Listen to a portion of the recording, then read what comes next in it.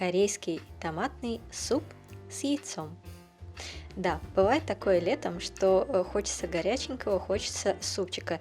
И суп с помидорами, с томатами – это самое оно для лета, потому что летом у нас, конечно же, сезон помидоров. Я использую вот такие вот сушеные анчоусы, которые продаются в упаковках в магазинах к пиву, потому что я не могу здесь купить корейские сушеные анчоусы Мьёльчи, у нас нет здесь корейского магазина. Потребуются они нам в объеме около 10 штук, 18 грамм. И также, если есть возможность, то используйте сушеные морские водоросли ташима 5 грамм, у меня нет, я пропускаю. Затем заливаем воду в объеме 1,5 литра и доводим все это до кипения. Когда бульон закипит, то уменьшаем огонь и продолжаем на малом огне кипятить все это в течение 30 минут. За это время подготовим томаты черри, 20 штук, можно использовать обычные помидоры. Мы делаем небольшой крестовой надрез на томатах.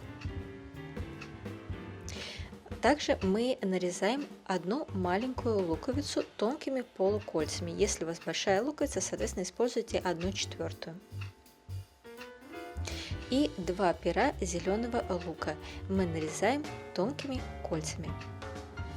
Количество зеленого лука зависит от того, насколько вы его любите. Можете пропустить, если не хотите. Теперь мы нагреваем воду и бланшируем томаты 30 секунд в кипящей воде. После этого мы должны их остудить. Вынимаем из горячей воды и закладываем в холодную воду. Охлажденные томаты мы должны с них снять кожу. Это будет достаточно легко, потому что мы сделали крестовой надрез, так что не начинайте снимать кожу с него. Затем мы разрезаем томаты напополам, на 2 половины. Если у вас большие помидоры, то, соответственно, вы их нарезаете просто мелкими кусками. Также 2 яйца разбиваем в какую-нибудь емкость, удобную для перемешивания. Щепотка соли, немного посолите яйца и взмешайте их до однородной массы.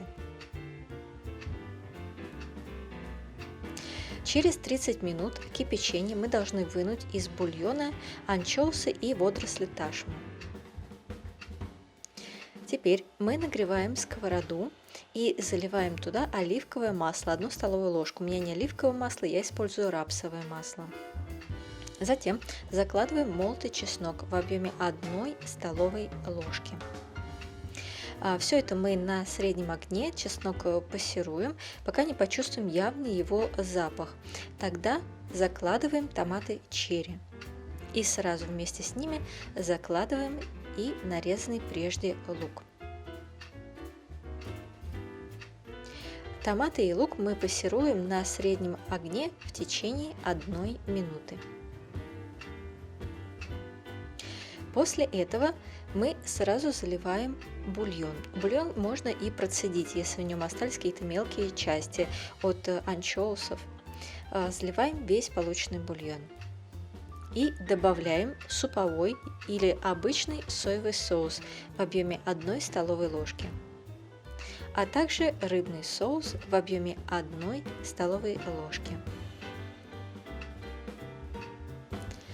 Доводим до кипения и после этого кипятим в течение еще 1 минуты.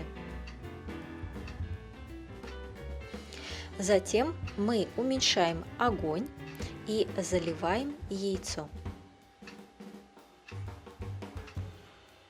Можно немного пошевелить яичную массу, чтобы получить более красивые яичные формы, и сразу закладываем зеленый лук.